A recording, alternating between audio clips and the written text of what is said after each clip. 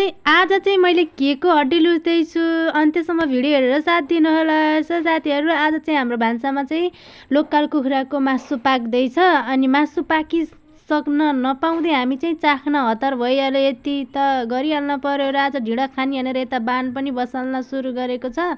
अनि लोकल कुखुराको मासुसँग अनि ढिँडो नखाने त कुरै भएन। अनि यता चाहिँ दाइले हतारले ढिँडो पनि पकाइरहनु भएको छ। अब ढिँडो खाना एकदम सबैजना एक्साइटेड हुनुहुन्छ। अनि यता चाहिँ मैले छोरीलाई भात खुलाएँ अनि ढिँडो पनि रेडी भइसकेको थियो। अनि यो भाग देखेर चाहिँ नडराउनु होला। अब लोकल कुखुराको मासुको झोलसम्म यत्तिको ढिँडो त खानै पर्यो। अनि दाइले एकदम खुर्सानी एकदम डोबेर ठोसेर भन्छौँ चाहिँ हाम्रो भाषामा चाहिँ, अनि ग्याममा आइहाल्नु भयो क्या। अनि यता चाहिँ मेरो हस्बेन्डलाई हेरेँ कसो गर्नुभएको छ भनेको त पुरा स्टाइल लिजिटमा ढिँडो खाँदै हुनुहुँदो रहेछ। अनि यता मेरो भान्जा बाबुले नि ग्याम पार्दै थिए।